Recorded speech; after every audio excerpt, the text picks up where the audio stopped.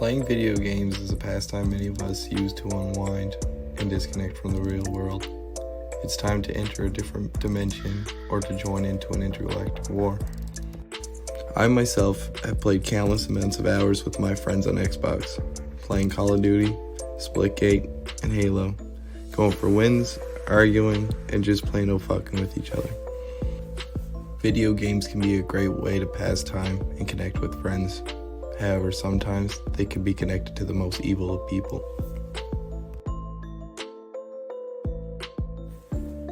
Today, we will be looking into the life of Daniel Petric, who was a normal American kid, a kid some even called friendly and fun to be around, until one day in October 2007, after his parents took away his video game, a small punishment a lot of us can relate to, he would do the unthinkable. This is the story of the Halo murder.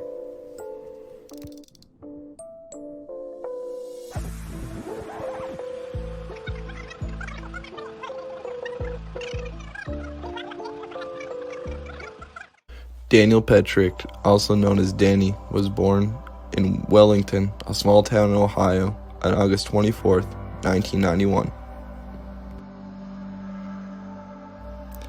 He would be born to two loving parents, his father Mark Petric and his mother Susan Petric.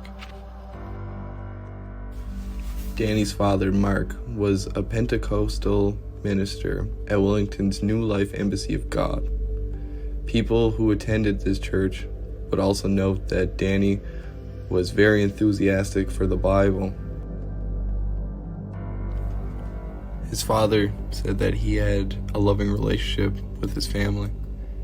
His friends and family also described him as a normal and a happy adolescent, with no visible psychological issues.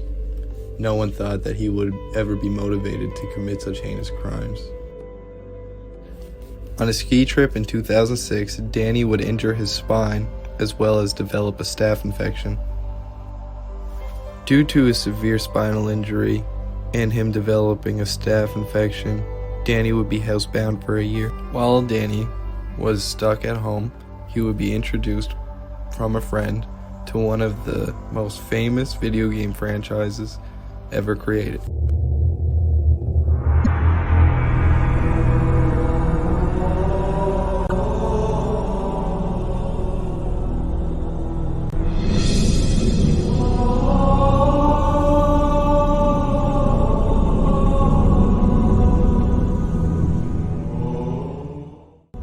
Danny would be introduced to fucking Halo 3, one of the most addictive, fun-to-play games ever created.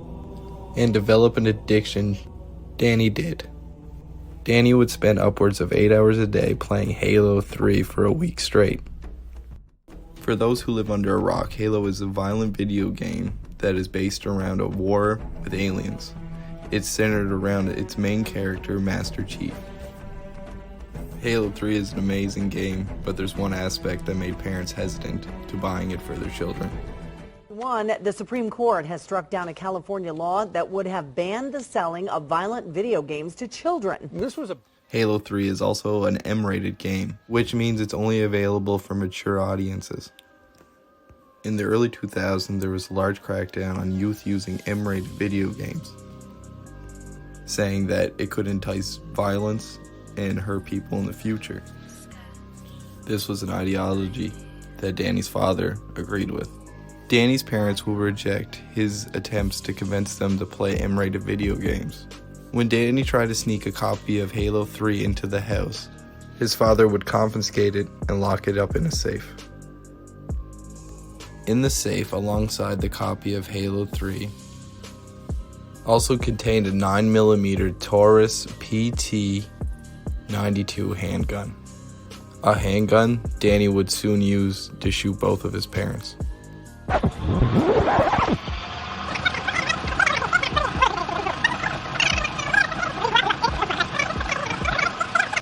On October 20th, 2007, about a week after Danny's game was confiscated, he would find his father's key to the safe that contained both his copy of Halo 3 as well as the pistol.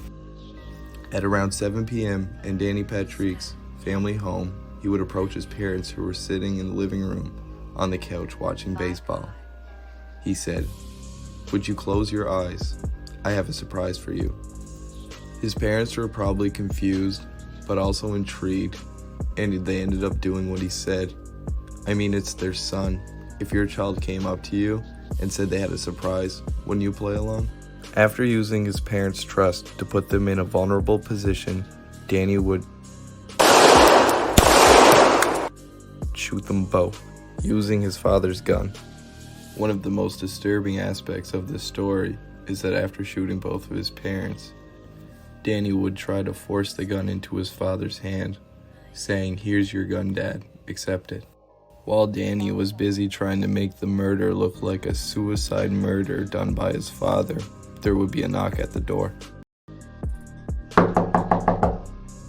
On the other side of the door was Danny's sister Heidi, as well as her husband Andrew, who arrived at the house with the intention of watching a baseball game with the family. They showed up 2 hours ahead of schedule, which caught Danny off guard. Danny tried to make up a bullshit lie, but they heard groans and sounds of distress within the home. Heidi and Andrew pushed past Danny and walked into the home and witnessed the tragic event that just happened before they entered. Heidi would take action and call 911 as Danny would flee out the front door. My mom is shot and my dad is shot and my brother's here. My brother said, "Don't come in, don't come in."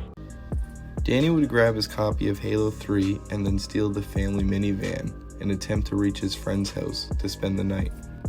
However, he will be apprehended before he makes it there.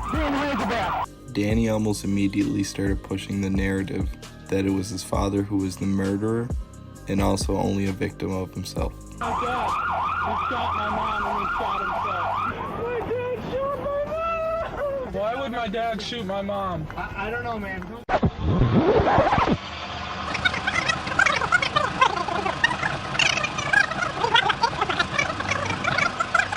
Tragically, Danny's mother would succumb to her injuries after being struck 3 times during the gunfire.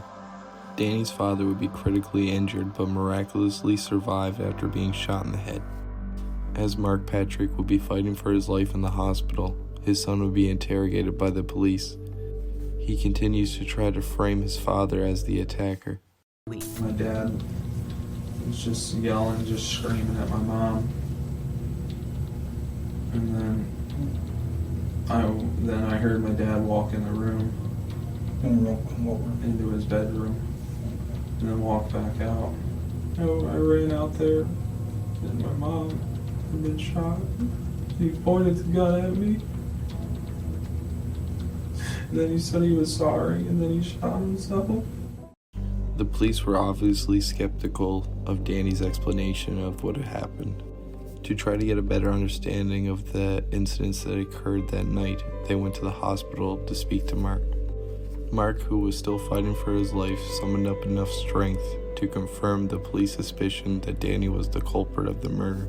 With Danny's father confirming that Danny committed the crimes, his trial would be held on December 15th to the 17th in 2008. The prosecution tried to portray Danny as a heartless killer that showed no remorse for his actions, that the crime was all completely premeditated and his end goal was to make his crime look like it was a murder-suicide committed by his father. Danny's defense case would be argued for the insanity defense with an underlying psychiatric condition of a video game addiction.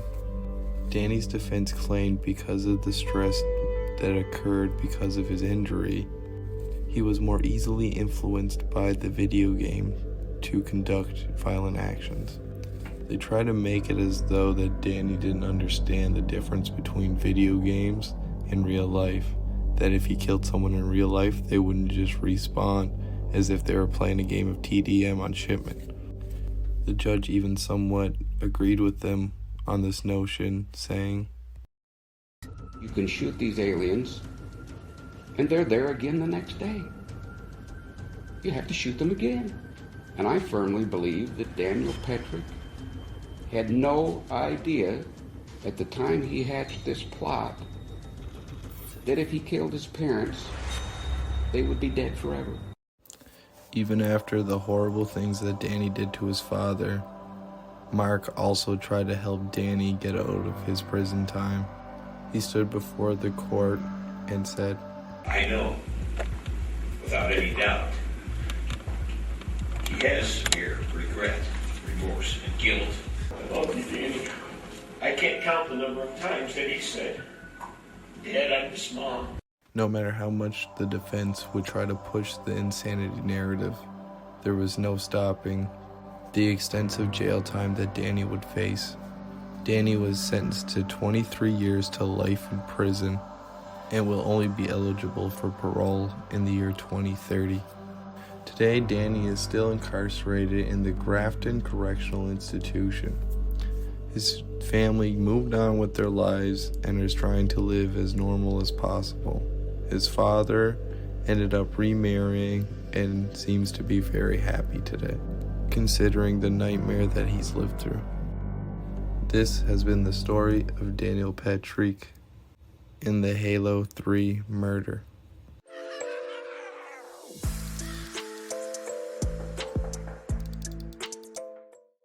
Thank you for watching the video. Please subscribe and follow my socials. It would mean a lot. Anyways, I'm heading to bed. Peace out.